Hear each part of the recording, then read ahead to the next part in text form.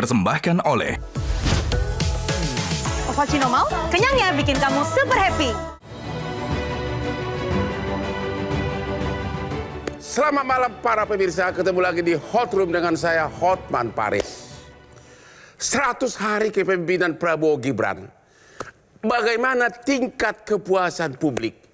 Dari mulai korupsi, judol. Sekarang ini ada lagi isu yang sangat penting, pagar laut.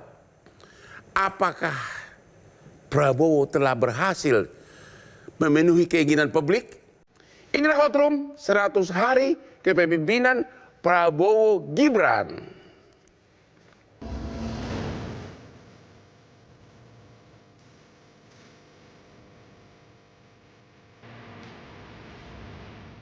Pemerintahan Presiden Prabowo Subianto dan Wakil Presiden Gibran Rakabuming Raka telah genap 100 hari pada 28 Januari 2025. Banyak asa dan harapan dari rakyat, salah satunya pembenahan pada penegakan hukum di Indonesia. Saat dilantik pada 20 Oktober 2024 lalu, Prabowo bahkan pernah mengucap janji untuk menegakkan hukum secara tegas dan sesuai aturan yang berlaku, tanpa terkecuali. Selama 3 bulan berjalan, sejumlah gebrakan memang sudah dilakukan dalam bidang penegakan hukum, seperti oleh lembaga kepolisian, kejaksaan, Mahkamah Konstitusi, Mahkamah Agung, hingga KPK. Ada yang puas, namun masih banyak juga yang mengkritik. 3 bulan masa kerja Kabinet Merah Putih memang bisa dibilang terlalu prematur. Namun menilai 100 hari pemerintahan Prabowo dan Gibran tentu menjadi sangat penting dalam memantau arah kebijakan yang diterapkan. Apakah telah berdampak positif bagi rakyatnya atau justru merugikan? Kita lihat saja realitanya di masyarakat.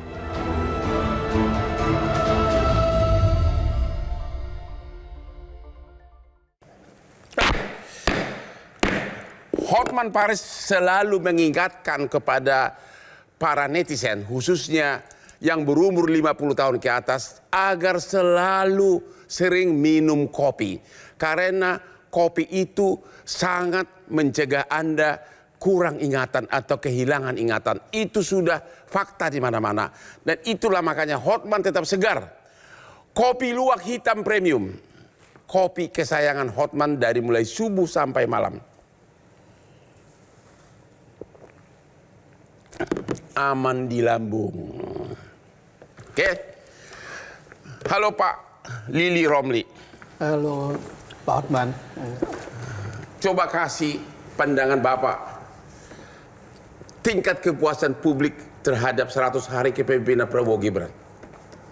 Ya, saya kebetulan dari BRIN itu tidak melakukan penelitian, kajian tentang 100 hari pemerintahan Prabowo Gibran ini. Ya.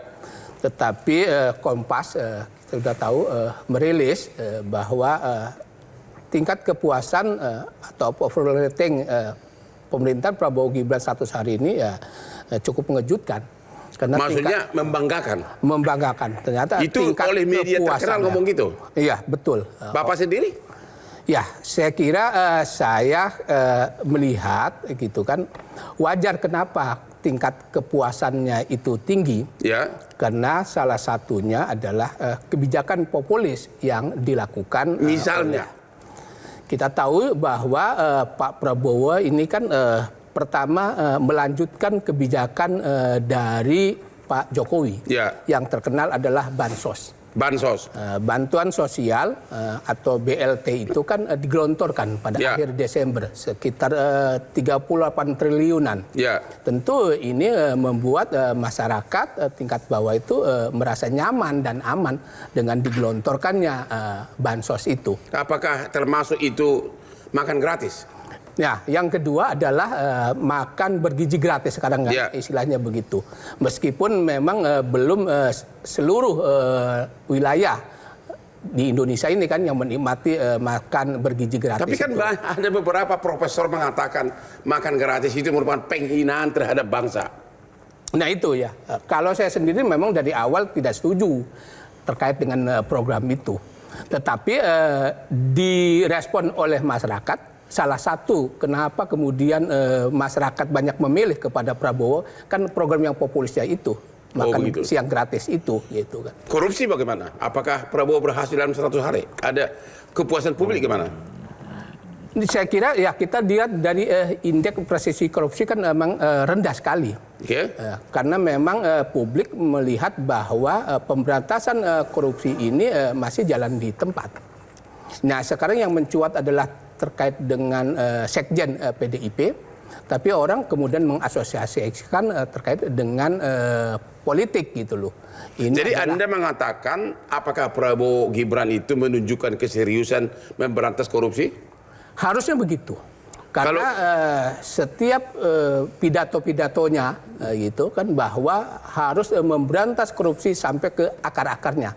Meskipun kita juga agak kecewa ketika ada pernyataan gitu ya yang kemudian menjadi viral akan memaafkan gitu.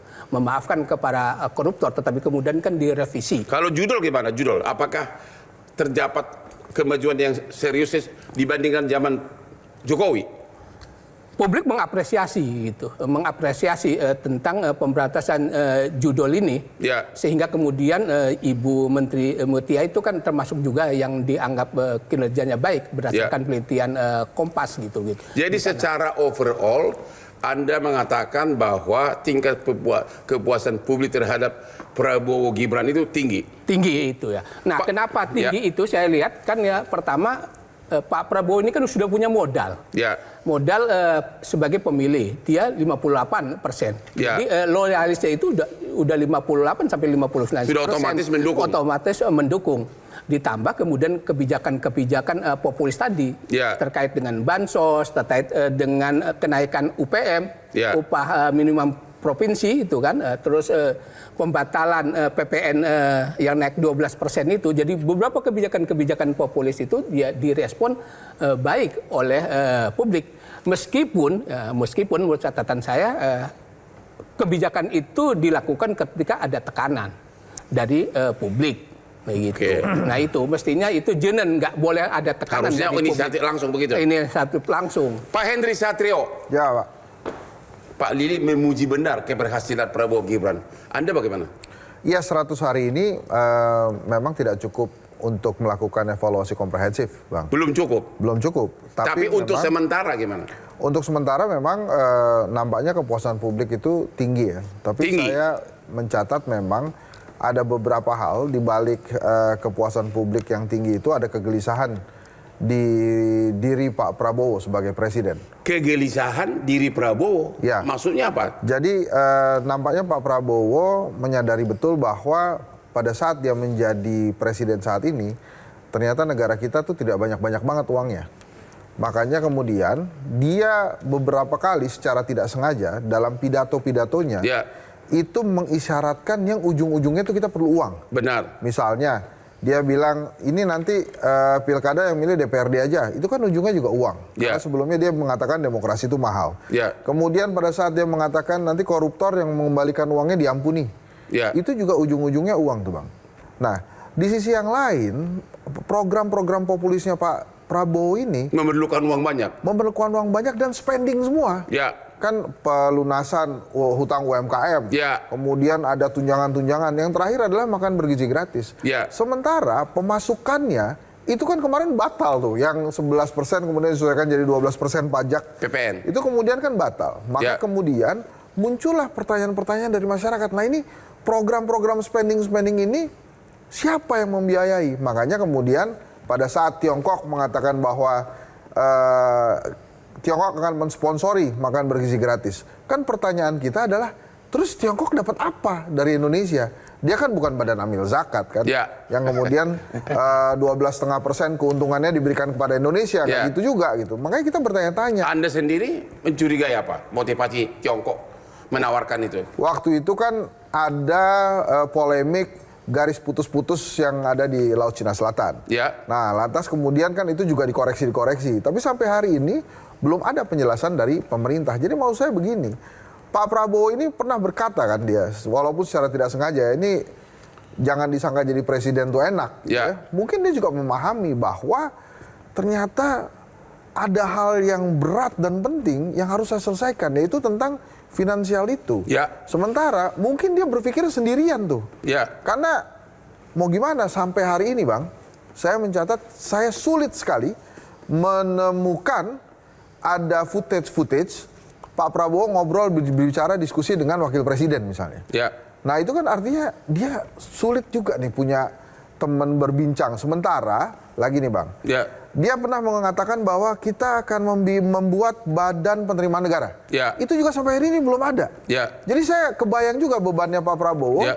Dia punya program spending, tapi nggak ada pemasukan. Di sisi lain, gangguan-gangguan, terutama dari para pembantunya itu terus muncul. Mulai dari peristiwa Esteh, peristiwa RI 36, kemudian tadi Abang sudah sebutkan ada pagar laut lah, ada kemudian keseleo menterinya mengatakan, saya nggak tahu nih latar belakang si staf sus yang saya angkat. Jadi netizen berkata begini, Ya. Pak Prabowo ini dibantu oleh alam dalam menyeleksi pembantu-pembantunya. Nah itu kan, nah ini Maksudnya dibantu oleh alam apa?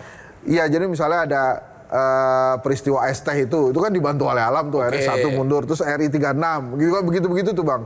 Jadi makanya 100 hari ini juga yang ditanya-tanya publik itu adalah seperti waktu di 21 Oktober 2024. Ya. Menteri-menteri dilantik jam 10. Ya. Jam 12 sudah pada bertanya, ini kapan reshuffle-nya? Nah, sekarang sudah 100 hari, Ya. orang kembali bertanya, ini mau ada reshuffle atau tidak? Menurut Anda? Menurut saya, habis lebaran kali ya. Karena menurut saya itu Pak Prabowo mungkin ada baiknya lah. Mungkin dia mau memberikan kesempatan para menterinya ini halal bihalal lah di rumah dinas dulu. Gitu. Halal bihalal di rumah Setelah dinas itu dulu. mungkin ada Menikmati rumah dinas dulu begitu. Kira-kira begitu. Belum lagi yang pagar laut ini kan tadi pertanyaan-pertanyaannya kok bisa tiba-tiba pagar laut ini mencuat. Padahal kan itu sudah panjang sekali tuh 30,16 km. Ya. Kalau tidak viral, tidak ada keadilan gitu kan. Jadi ya akhirnya yang paling lucu nih dari pejabat-pejabat Pak Prabowo adalah saling mempertahankan diri, defense. Ya. Misalnya tentang pagar laut ini, semua pejabat-pejabat terkait, itu bukan saya, itu era yang lain. Itu bukan saya, itu bukan saya. Oke, kita lanjut ke segmen berikutnya. Betapa beratnya beban Bapak Prabowo khususnya untuk mencari uang untuk kita-kita bangsa Indonesia ini. Temu lagi di Hot Room.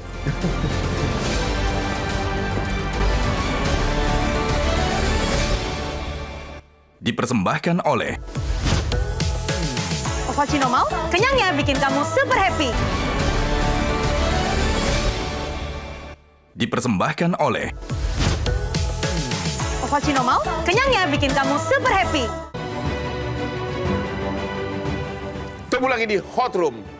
Dua narasumber telah mengatakan bahwa tingkat kepuasan publik atas kepemimpinan Prabowo cukup tinggi. Sekarang giliran Anda yang terkenal sangat keras. Boyamin Saiman, aktivis anti korupsi. Anda setuju dengan dua narasumber tadi? Justru ini titik awal untuk lebih hati-hati. Ya. Karena bisa jadi bumerang nanti ke depannya. Kalau kepuasan ya memang survei Kompas begitu ya. Anda setuju? Ya kita hormati, apapun itu secara keilmuan diakui. Diakui. Ore, ini pertama kali ini Boyamin mengakui. Oke. Ya keilmuan mau apa kan gitu kan. Udah Ya. dan survei kita, ilmu keilmuan kita itu seperti beberapa teman-teman yang sudah begitu jauh perkembangannya Ya. dan kehebatannya juga, termasuk quick count misalnya begitu, presisinya begitu, dan Ya. survei-survei juga bagus ya. Dan survei Kompas juga selama ini teruji. Ya, Ya, jadi Anda setuju hasil survei Kompas bahwa tingkat kepuasan masyarakat kepada Prabowo dan Gibran sangat tinggi. Justru itu saya mengaku itu, tapi ada Mengakui komanya. ya? Iya, Oke. tapi kan ada komanya tulisan. Oh, ada komanya, oke. Justru ini bisa jadi bumerang loh. Kenapa? Karena baru 3 bulan ya, 3 Ya. bulan itu kan ini lebih banyak faktor Pak Prabowo, retorika dan pidato yang begitu mengena. Misalnya tentang soal penghematan, Ya. soal beliau menginginkan rakyat juga sejahtera, Ya. dan korupsi tidak boleh. Apalagi beberapa kali itu isu korupsi diangkat oleh beliau dan itu mengena semua. Ya. Tapi justru ke depan kan pelaksanaannya. Oke. Retorika, pidato, sambutan segala macam ini kan nanti ditunggu masyarakat pelaksanaannya. Masih perlu pembuktian. Nah, terutama yang pertama kali saya sering dengungkan itu adalah tentang perampasan aset. Ya. Itu kan sudah sekian lama. Saya selalu nuntut Pak Prabowo dalam jangka waktu maksimal 1 tahun harus mengesahkan ini. Baik dengan DPR, kalau DPR tidak ada kemauan dengan Perpu.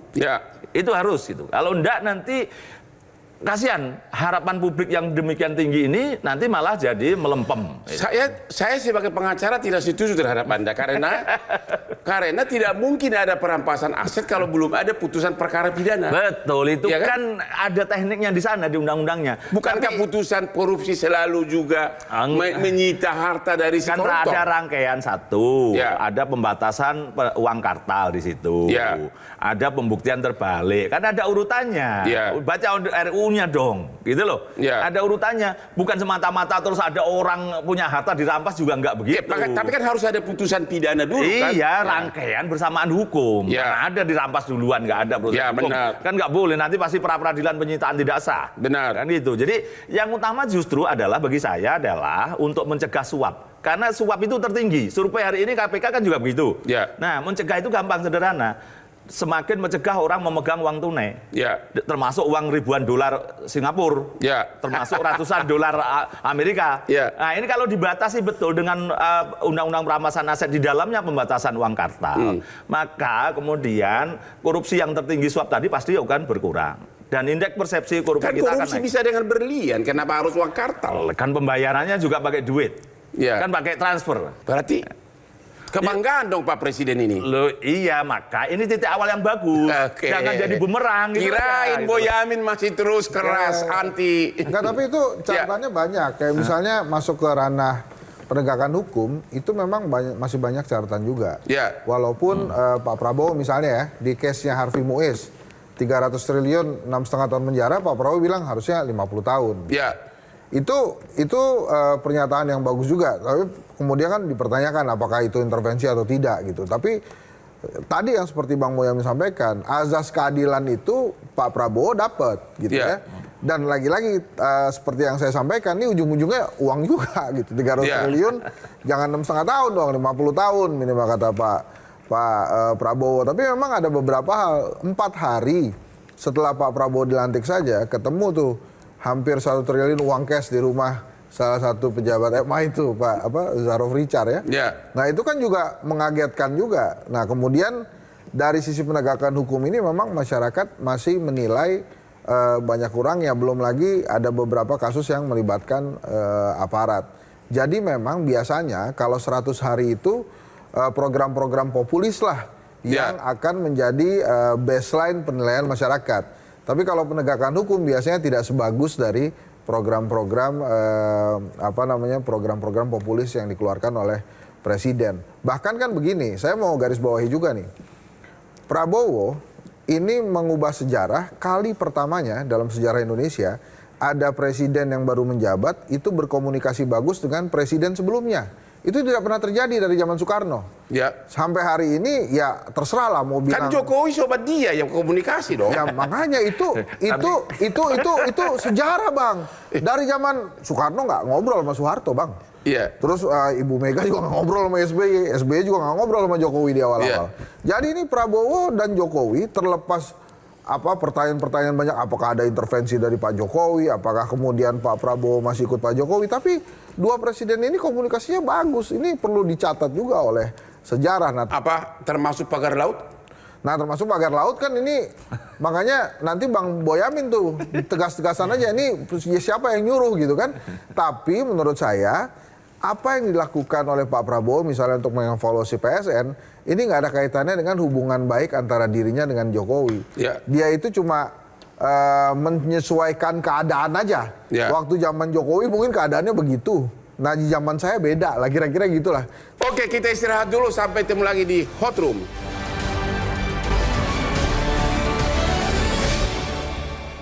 Dipersembahkan oleh Ovaltino mau? Kenyangnya bikin kamu super happy. Dipersembahkan oleh Ovaltino mau? Kenyangnya bikin kamu super happy. Hari sudah menjelang malam, tapi Hotman masih segar bugar. Padahal Hotman tadi pagi bangun jam 3 pagi dan langsung minum kopi luwak hitam premium. Itulah rahasianya. Jadi para pemirsa, biasakanlah minum kopi, dan kesayangan Hotman adalah kopi luwak hitam premium. Aman di lambung. Saya sangat terkejut hari ini, malam ini Pak Boyamin justru memuji keberhasilan Prabowo. Ya, saya sangat terkejut. Saya kira tadi bakal ribut di ruangan ini. Oke, apalagi yang Anda puji dari Pak Prabowo? Ya sekarang judul gimana judul? Sekarang yang negatif, misalnya judi online. Ya, kenapa judi online? Yang raja judinya malah belum tersentuh. Bahkan saya berpikiran, ini yang disentuh yang kecil-kecil, yang besar biar tetap aman. Begitu? Iya, karena kemudian kayak kemarin terakhir aja misalnya yang Aseng di Semarang, itu setahu saya tinggal franchise. Ya. Jadi cabang-cabang aja, di Medan juga begitu. Ya. Apian segala macam, siapa itu ya hanya cabang aja. Justru yang terbesar ini, yang justru aman. Dulu bahkan level lama gitu, judi di Indonesia tidak dibolehkan, dilarang. Ya. Ternyata diduga ada oknum yang mendapatkan bayaran dari luar negeri biar orang berjudi ke sana. Gitu. Ya. Nah, sekarang juga begini, judi online ini kita tahu semua, bahkan pernah disebut ya mendiang Alvin Lim itu disebut juga di podcastnya, siapa yang sebenarnya bandar judi terbesar itu, bahkan punya properti di Jakarta, di Puncak, di Bali, juga di luar negeri punya 2 entitas, di Filipina dan di Kamboja. Itu justru yang belum tersentuh. Justru ini nanti masyarakat kalau semakin tahu bahwa ternyata yang besar itu tidak tersentuh dan masih mengoperasionalkan judi online-nya, berarti kan memang ini justru hanya menebang yang kecil supaya yang besar makin besar. Ya. Itu dari sisi negatif yang pertama. Kedua, dari sisi pendapatan. Ya. Yang tadi bukan badan pendapatan aja. Justru ini tata kelola pemerintahan yang baik dari sisi pencegahan pemberantasan korupsi itu kan mengawasi uang masuk. Ya. Kalau uang keluar, beliau sudah pidato kemana-mana harus pengiritan, luar negeri tidak boleh, segala macam itu pengiritan. Tapi dari sisi pendapatan belum disentuh. Dan saya khawatir ini tidak akan bisa tersentuh sampai kapanpun. Apa yang tidak tersentuh? Dari sisi pajak, bea cukai, PNBP, royalti, ini kalau betul-betul bisa diawasi, tax ratio kita bisa 12%. Ya. Dari 10. Kemarin 8,9. Ya. Padahal 1% itu nilainya 1.000 triliun. Ya. Kalau ini betul-betul bisa didorong menjadi tax ratio 12%, dapat kita 3.000 triliun. Sementara APBN kita cuma 3.100. Ya. Jadi makan siang bukan hanya gratis untuk seluruh rakyat Indonesia, tidak perlu berhutang dan bahkan bisa bayar hutang. Dari segi pajak. Ini yang belum disentuh oleh Pak Prabowo. Karena pendapatan yang dari sektor itu belum pernah disentuh dan nampak Pak Prabowo seperti gampang di situ gitu. Jadi ini justru pendapatan yang sangat besar dari tax ratio, tambang masih banyak tambang ilegal, banyak yang masih proses hilirisasi nggak jelas kemana, dan kemudian gitu sengketa-sengketa perusahaan tambang batu bara itu dibiarkan berlarut-larut sehingga mereka malah asik jadi masih banyak sumber penghasilan pajak, masih banyak sekali. Pendapatan negara sangat banyak. Tax ratio ini aja, negara-negara maju itu kan di 15% sampai 20% dari pendapatan kotor. Ya. Kita sebenarnya hanya ingin dari 8 dan 9 ini menuju ke 10 aja dulu, 1% tahun pertama. Ya. Tahun kedua menjadi 11%, tahun ketiga 12%. Itu yang saya melihat sampai sekarang belum disentuh oleh Pak Saya Prabowo. termasuk orang yang selalu mendengungkan agar dibuat lagi teks amnesti. Anda setuju? Setuju aja, karena itu menyangkut yang kemarin itu malah gagal. Karena malah lebih banyak menyasar rakyat kecil. Yang orang-orang besar katanya repatriasi membawa ke dalam negeri nggak ada. Ya. Justru itulah yang harus digalakkan. Karena ini kan kita dulu istilah Panama Papers, terus Pandora, belum tersentuh. Dan Pak Prabowo belum menyentuh itu juga sampai 100 hari ini. Sifat manusia dimanapun, walaupun penghasilannya halal, pasti berusaha untuk menghindari pajak. Di seluruh dunia begitu. Anda setuju Pak Prabowo segera mengeluarkan undang-undang teks amnesti lagi? Ya, saya kira karena dampaknya positif itu bagi pendapatan, mestinya dikeluarkan gitu. Apa yang dikemukakan oleh Pak Benyamin itu, karena memang kita ini kan membutuhkan anggaran yang besar. Kan jangan sampai kemudian anggaran yang tadi untuk program-program populis itu juga masih kewalahan, apalagi pembangunan infrastruktur. Karena butuh juga pembangunan infrastruktur itu, meskipun tidak ugal-ugalan pada masa Tapi kan Jokowi. nanti rakyat kok ngomel lagi karena sekarang ini kan yang punya NPWP di Indonesia ini masih sangat sedikit. Dia harus punya keberanian. Nanti rakyat ngomel lagi nanti kalau diperluas semua. Saya itu udah populis memang. Lebih baik yang ngambil tadi loh, tambang, cukai rokok, itu diperbesar. Itu yang justru akan berpengaruh terhadap bukan rakyat kecil. Terus royalti, mestinya malah bahkan itu royalti tambang itu jangan royalti, perlu saham. Saham sehingga keuntungannya bisa diambil. Terhadap tambang-tambang itu kan tukang cangkul aja sebenarnya, bukan pengusaha. Nah itu mestinya diminta kita saham. Dengan begitu keuntungan yang besar di perusahaan itu bisa kita ambil. Nah selama ini kan misalnya royalti hanya 13%. Dan itu pun dimanipulasi Mas Ian. Tambang ilegal dimanipulasi untuk menghindari ini tadi yang namanya royalti. Nah kalau negara pinter gitu kan, ya sudah, di perusahaan-perusahaan yang nambang itu kita nanam saham royaltinya 20% lah minimal. Sehingga keuntungan kalau besar ya dapat keuntungan itu loh. Royalti itu kan bukan dari keuntungan. Jadi hanya dari sisi itu pun pemerintah pemalas lagi. Selama ini loh ya, 13% tadi barangnya harusnya kan kita ambil, kita jual. Dititipkan aja, ya udah kamu jual. Dijual dengan harga murah kita juga nggak tahu.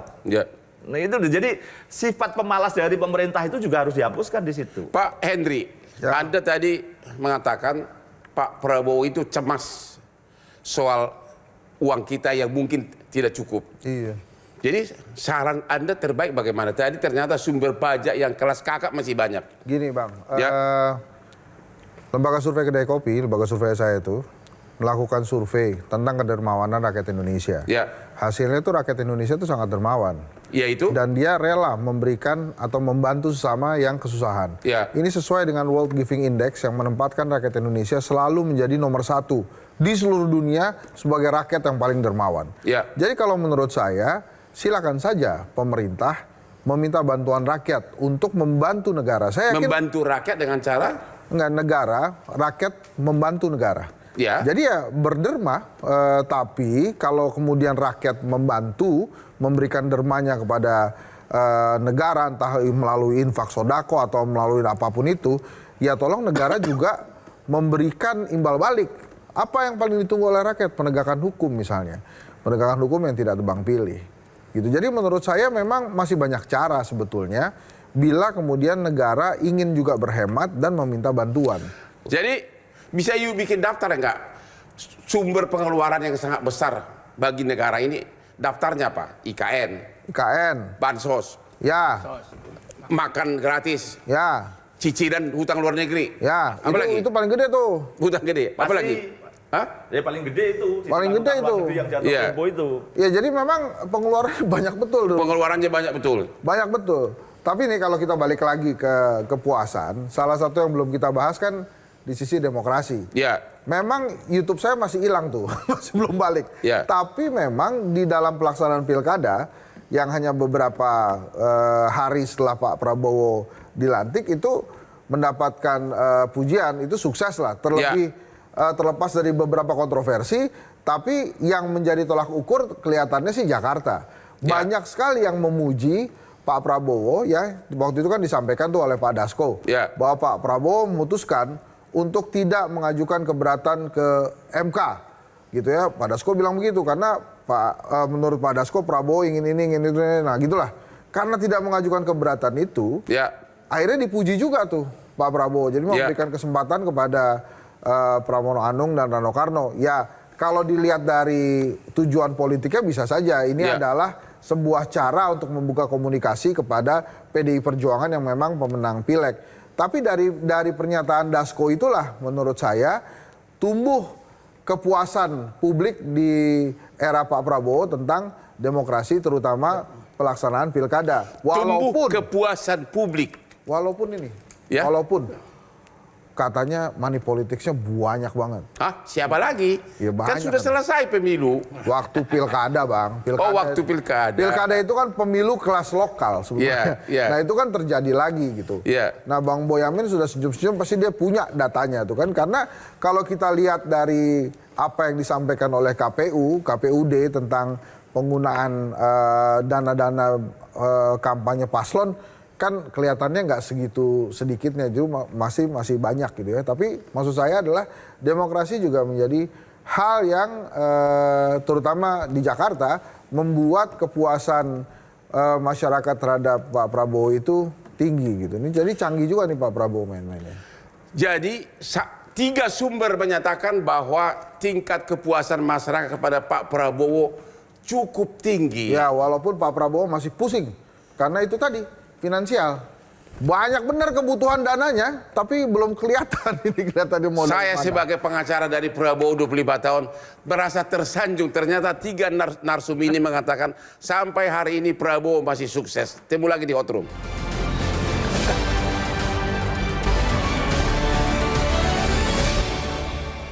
Dipersembahkan oleh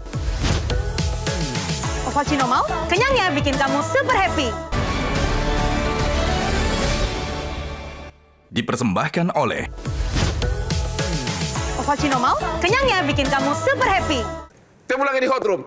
Salah satu topik yang menarik dari dulu adalah tentang no viral, no justice.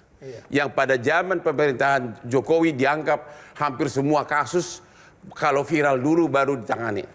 Apakah dalam di kepemimpinan Prabowo itu sudah masih ada atau sudah ada peningkatan? Gimana Pak Hendri Satrio? Ya memang no viral no justice itu kan sebuah pengawasan dari masyarakat ya. Ya. Yang paling sering kena memang aparat keamanan gitu. Ya. Ada pembunuhan atau penembakan adik kita Gama misalnya kan sampai hari ini juga belum kelihatan. Ya itu mungkin kalau nggak viral nggak ada justice tuh karena mencela juga kan aparat-aparat di. Tapi sepertinya malah presiden duluan yang menanggapi daripada kita ini. Nah itu dia karena saya yakin Pak Prabowo memperhatikan juga medsos itu dan mungkin banyak hal juga yang diperhatikan oleh Pak Prabowo termasuk bagaimana kinerja seratusan orang menteri itu kan. Kenapa? Ada yang viral mau di reshuffle atau gimana? Ya kan begini, beberapa hal yang menjadi perhatian masyarakat kan misalnya seperti mafia tanah. Ya. Ini ada case di PIK 2 gitu ya. Terus kemudian ada case juga di Rempang. Ada mafia tanah yang katanya di Batam yang mengganggu para masyarakat adat di Kepulauan Riau sana. Kemudian ada judi online yang masih mengambang. Terus kemudian ada pemberantasan korupsi di mana-mana. Masih juga menjadi pertanyaan bukan di mana-mana. Nah, terus sekarang kalau pertanyaannya apakah akan ada reshuffle kan kembali lagi tadi Prof Lili sudah menyampaikan tuh. Ini hubungan baik antara Pak Jokowi dengan Pak Prabowo ini sebatas komunikasi atau kemudian seperti dianggap selalu ada konsultasi dari Pak Prabowo ke ada Pak pertanyaan Jokowi. kunci. Apa itu? Sampai kapan menteri-menteri yang dulu adalah orangnya Jokowi bertahan di pemerintahan Prabowo? Saya kira tidak lama lagi karena begini tidak lama lagi. Karena begini ada 2 programnya flagship Pak Prabowo yang tidak bisa berjalan karena memang ada dicitrakan gara-gara ada menterinya Pak Jokowi di situ. Misalnya yang pertama adalah Danantara yang katanya diundur. Kan tadinya Danantara ini mau menjadi semacam holding dari BUMN. Itu sudah ada ketua, sudah ada CEO-nya, sudah ada COO-nya, tapi terus kemudian dimundurkan. Terus satu lagi ada Badan Penerimaan Negara. Itu juga nampaknya belum jadilah sampai karena hari semua ini. pejabatnya masih di era yang ditunjuk Jokowi. Masih di era Jokowi waktu itu. Bukan ditunjuk Jokowi, di eranya Pak Jokowi. Tapi kemudian kan ya itu tadi saya sudah sebutkan bahwa Pak Prabowo ini juga dibantu oleh alam untuk menyeleksi anak-anak buahnya itu. Makanya misalnya utusan-utusan yang menjadi pertanyaan juga dari masyarakat, kok dia diangkat sebagai utusan, misalnya padahal waktu itu sedang ada kasus honoris causa yang dipertanyakan kan. Itu jangan macam-macam, itu rekan saya itu. Terus kemudian ternyata diangkat. Ya bukan salah dia dong. Ya bukan salah dia. Ya, tapi dia kan tidak pakai lagi gelar itu. Oh iya. Tapi iya, waktu pelantikan disebut Bang. Waktu pelantikan tuh disebut Abang cek deh. Ya bukan salah dia dong kalau disebutkan. Iyalah udahlah, pokoknya Abang nggak salah lah. Nah tapi kalau pertanyaan. Raffi Ahmad, aku bantuin kamu ya. Ya. Raffi Ahmad, saya temannya Hotman ya.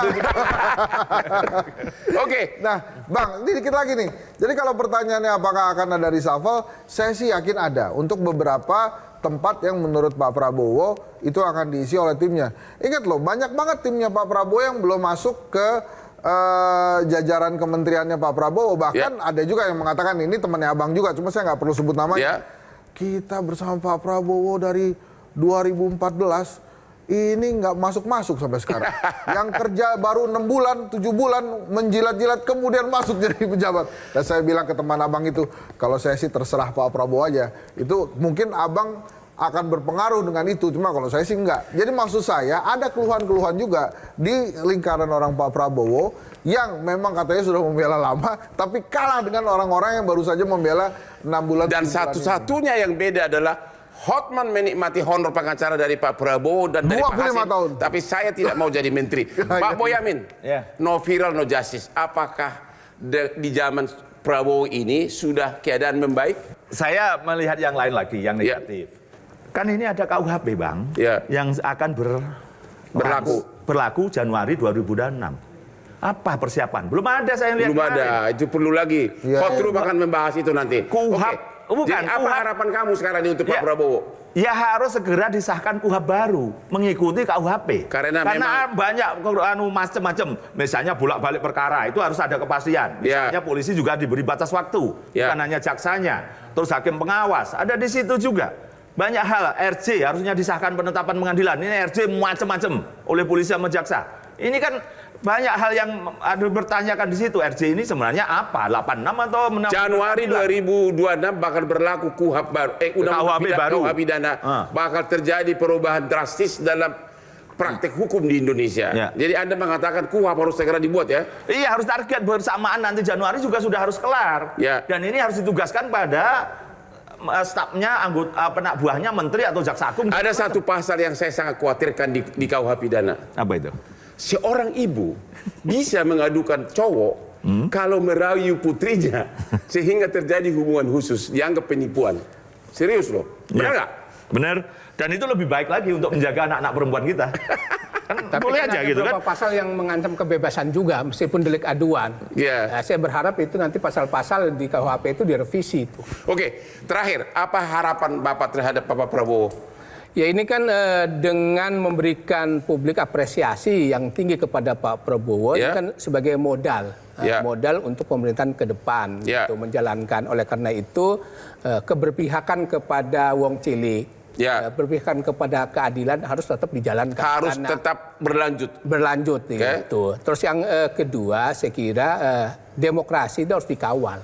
Pak Satrio, apa saran terakhir untuk Pak Prabowo? Bang, saya sebulan belakangan itu ketemu dengan banyak sekali rakyat kecil ya. Ada penjual jamu, ada penarik bajai, ada penjaga palang kereta, ada yang punya warung kecil, ada yang jual kerupuk gitu ya. Mereka permintaannya itu sama ke Pak Prabowo. Apa itu? Bagi duit. Jadi artinya rakyat juga merasakan bahwa sulit sekali sekarang kondisi ekonominya. Nah dengan misalnya Pak Prabowo memberikan makan bergizi gratis, mereka juga mengharapkan ada bansos yang tidak putus. Jadi Anda mendukung makan gratis? Iya, saya sih mendukung-dukung aja. Nah, ada profesor mengatakan itu menghina bangsa. Ya mungkin boleh juga kan begitu. Atau dia nggak kebagian. Ya nggak apa-apa kan, beropini itu boleh. Nah maksud saya, nah ini sekarang menjadi pekerjaan rumah negara memang untuk menghasilkan finansial yang lebih sehat buat negara ini gitu. Caranya gimana? Saya yakin Pak Prabowo punya penasihat-penasihat canggih gitu ya. Nah, satu lagi yang menurut saya perlu digarisbawahi terhadap harapan saya kepada Pak Prabowo ya. Jadilah memang lebih baik, presiden yang lebih baik. Anda kan sudah 4 kali mencoba. Ya. Dan akhirnya berhasil menjadi presiden. Buktikan bahwa seharusnya rakyat Indonesia memilih dirinya 10 tahun lalu, bukan hari ini. Wah, jangan dong kalau dia terpilih 10 tahun lalu. Maksud saya artinya harusnya dia bisa membuktikan bahwa memang dia adalah presiden yang terbaik dalam kondisi seperti ini. Dan sekarang ini menurut Anda dia sementara masih terbaik? Saat ini kepuasan tinggi, ya buktikan kepuasan aja. Tinggi. Buktikan aja, Bang Hotman jadi berhasil juga mengawal Pak Prabowo 25 tahun itu sebagai pengacaranya. Sini belum. Oh, terakhir apa? Gimana? Katanya kan saran. Saran terakhir apa? Belum. Tadi bukan udah saran lu. Belum. Saran lu dari tadi mau copot si Rafi gimana sih? Pemberantasan korupsi itu yang paling bagus adalah di pencegahan. Pencegahan. Pak Prabowo belum nampak membuat bocor menjadi tiris. Oke. Harusnya itu kan kita levelnya itu mencegah itu masih bocor, kadang-kadang jebol masih ya. Nah, ini harus diturunkan. Belum saya melihat program beliau menurunkan kebocoran ini menjadi mencegah tiris atau rembes. Negara maju kan di situ. Dan belum saya lihat pada posisi inilah di fungsi pencegahan. Dan Anda sebagai aktivis korupsi akan mendukung Prabowo? Lah, justru itu kan apapun beliau apapun punya kekuasaan. Harus ini kita aktivis anti korupsi. Aktivis anti korupsi. Harus kita target bahwa bocor ini jadi rembes. Indeks persepsi anti korupsi dalam tahun pertama harus naik 2. Gitu. Jadi targetnya itu. Nah, caranya gimana? Yaitu tadi masih ada tender-tender di pemerintahan dan BUMN masih diakal-akali sehingga harga yang tinggi yang muncul. Dan pada posisi tertentu bahkan harga 500 miliar, saya pernah melihat, itu harusnya 200 miliar saja cukup. Ini masih terjadi di 3 bulan ini saya melihat itu. Dengan cara apa? Ada BUMN nambah syarat. Sehingga supaya yang wajar dan harganya rendah gugur dengan syarat-syarat tambahan itu. Nah, ini belum terlihat ini. Belum diundang LKPP, belum diundang Kementerian Bappenas segala macam. Jadi ini penting menjadikan bocor menjadi rembes. Itu adalah salah satu tugas Anda sebagai aktivis. Tolong dikasih saran yang konkret dong. Nanti pengawalan dengan cara saya kalau perkara mangkrak atau hal-hal yang ada bocor nanti saya bongkar, kan pasti begitu. Oke, demikianlah akhir dari diskusi kita malam ini. Sebagai kesimpulannya, 3 narasumber ini semuanya memuji Prabowo, terutama kepekaan beliau terhadap yang lagi viral di masyarakat. Contoh PPN. Yang terakhir sekarang ini adalah pagar laut. Betapa beraninya dia memerintahkan pembongkaran. Dan pencabutan sertifikat loh. Jangan. Kan tadi justru yang lebih hebat itu pencabutan sertifikat itu. Tapi kan belum terlaksana. Sudah. Oh, sudah. Proses. Sudah atau belum? Belum dalam artian de factonya. De factonya sudah, de jurnya tinggal proses. Kalau itu terjadi, waduh, Pak Prabowo, you are the best. Nggak percuma saya jadi penasehatmu 25 tahun. Oke, demikianlah akhir dari diskusi kita malam ini. Jangan lupa menonton Hot Room setiap hari Rabu jam 9 malam hanya di Hot Room.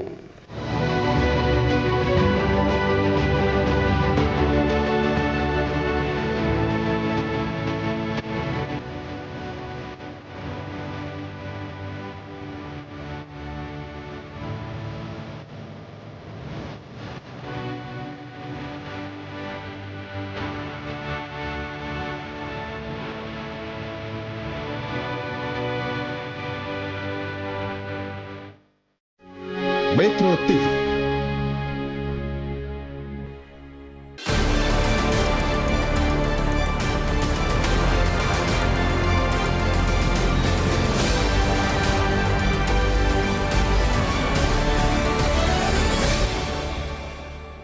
Dipersembahkan oleh Ovaltino mau? Kenyang ya bikin kamu super. Jelajahi cara baru mendapatkan informasi. Download Metro TV Extend sekarang.